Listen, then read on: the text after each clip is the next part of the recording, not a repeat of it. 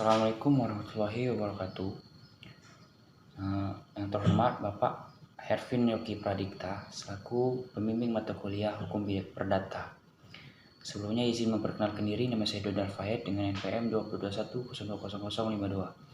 Di sini saya ingin mempresentasikan salah satu materi dari Hukum Perdata, yakni Hukum Perkawinan dalam Islam dan KUHP Perdata. Baik, langsung saja ke dalam materi ya. Yang pertama yaitu pengertian nikah. Nikah merupakan perjanjian hukum atau akad untuk membolehkan seorang laki-laki memanfaatkan seorang wanita untuk menikmati kenikmatan yang awal mulanya merupakan perbuatan yang diharamkan menjadi dihalalkan dengan telah mengutarakan akad yang benar.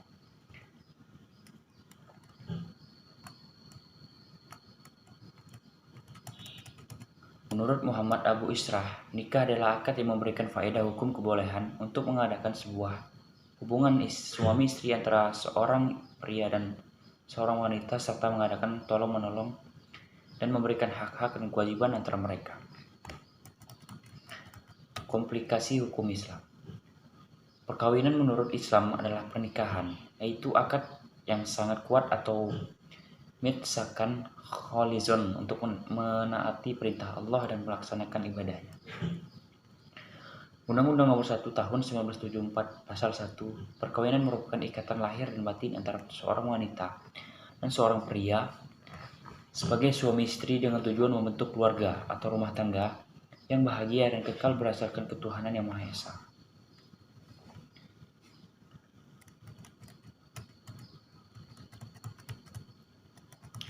Dasar hukum. Dalam firman Allah Quran surat Az-Zariyat ayat 49. Bismillahirrahmanirrahim. Wa min kulli syai'in khalaqna zawjaini la'allakum tazakkarun. Yang artinya, dan segala sesuatu kami ciptakan berpasang-pasangan supaya kamu mengingat kebesaran Allah Subhanahu wa taala. Rukun dan syarat nikah.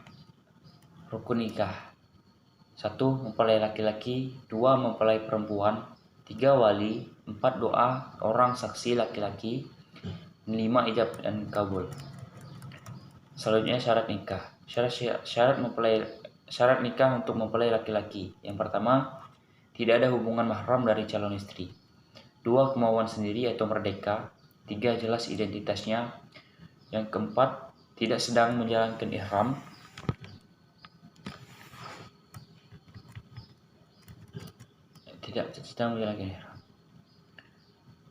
Selanjutnya syarat nikah untuk mempelai perempuan. Yang pertama, tidak ada halangan syar'i. Yang kedua, tidak berstatus istri yang masih sah. Yang ketiga, tidak ada hubungan mahram. Yang keempat, tidak dalam keadaan iddah. Yang kelima, kemauan sendiri atau merdeka. Yang keenam, jelas identitasnya. Yang ketujuh, tidak menjalankan ihram. Syarat-syarat wali. Yang pertama laki-laki, yang kedua baligh, yang ketiga sehat akal, yang keempat tidak dipaksa, yang kelima adil, yang keenam tidak sedang ibadah ihram. Syarat-syarat saksi nikah.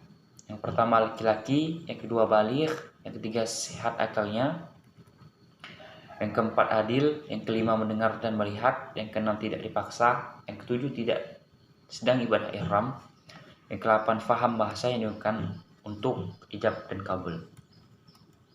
Syarat ijab dan kabul. Ijab dilakukan oleh wali atau yang mewakilinya, sedangkan kabul dilakukan oleh mempelai laki-laki atau yang mewakilinya. Atau syarat ketat, keduanya harus muwayyiz. 2. Dilangsungkan dalam satu majelis. Kemudian antara ijab dan kabul tidak boleh diselingi dengan perbuatan atau kalimat yang dapat memisahkan antara ijab dan kabul.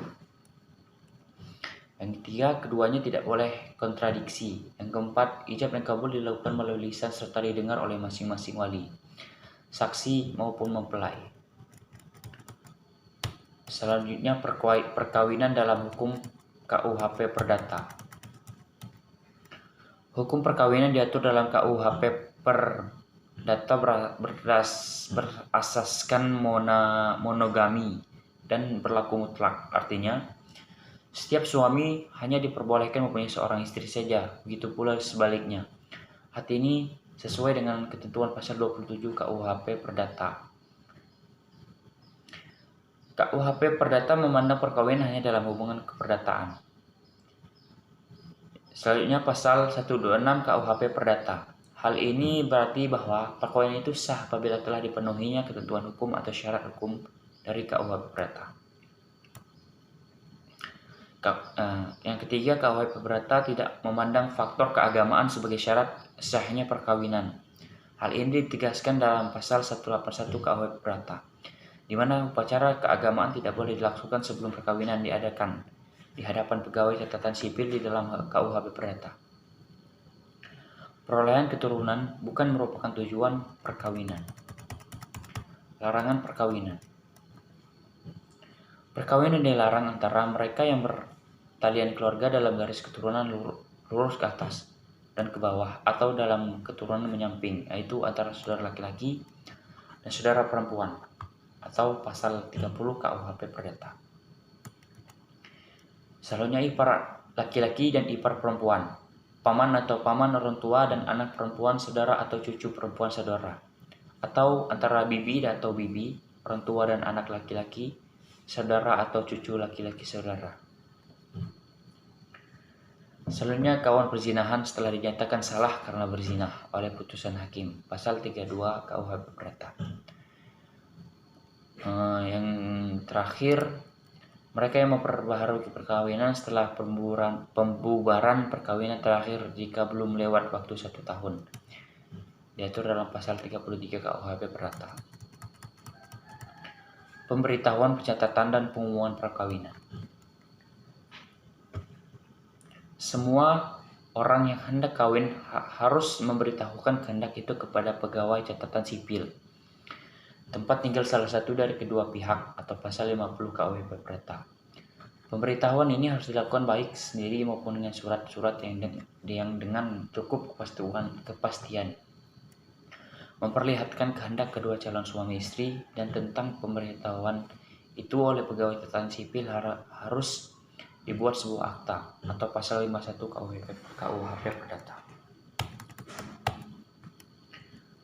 Yang kedua, sebelum perkawinan dilangsungkan, pegawai catatan sipil harus menyelenggarakan pengumumannya dengan jalan menempelkan sepucuk surat pengumuman pada pintu utama dari gedung dalam mana register catatan sipil diselenggarakannya. Surat itu harus tetap tertempel dalam 10 hari.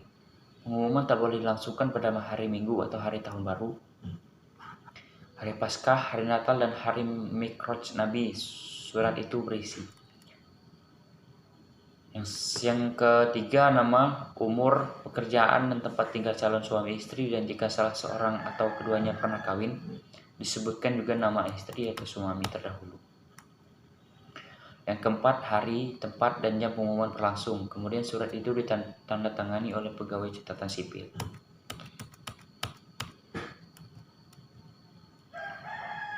Jika kedua calon suami istri tak mempunyai tempat tinggal dalam daerah pegawai catatan sipil yang sama, maka pengumuman harus dilakukan oleh pegawai catatan sipil tempat tinggal masing-masing pihak, atau diatur dalam pasal 53 KUHP Perdata.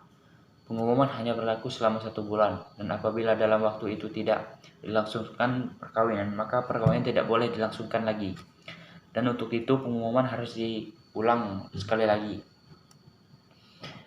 Diatur dalam pasal 57 KUHP Perdata. 57 KUHP Perdata. Pada asasnya, suatu perkawinan dapat dibuktikan dengan adanya akta perkawinan, atau dalam pasal 100 KUHP Perdata. Hak dan kewajiban suami istri. Menurut KUHP Perdata, hak dan kewajiban suami istri antara lain adalah sebagai berikut. 1. Suami dan istri harus setia dan tolong-menolong. Yang kedua, suami istri wajib memelihara dan mendidik anaknya. Yang ketiga, setiap suami adalah kepala dan persatuan suami istri. Yang keempat, suami wajib memberi bantuan kepada istrinya. Yang kelima, setiap suami harus mengurus harta kekayaan milik pribadi istrinya. Yang kelima, setiap suami berhak mengurus harta kekayaan bersama. Yang keenam, suami tidak diperbolehkan memindah tangankan atau membebani harta kekayaan tak bergerak milik istrinya tanpa persetujuan si istri. Yang ketujuh, setiap istri harus tunduk dan patuh kepada suaminya. Yang kedelapan, setiap istri wajib tinggal bersama suaminya. Yang kesembilan, setiap suami wajib membantu istrinya di muka hakim. Yang kesepuluh, setiap istri wajib atau berhak membuat surat wasiat tanpa izin suaminya. Sekian materi dari saya. Bila ada salah, saya mohon maaf. Kepada Allah saya mohon ampun. Saya akhiri. Wassalamualaikum warahmatullahi wabarakatuh.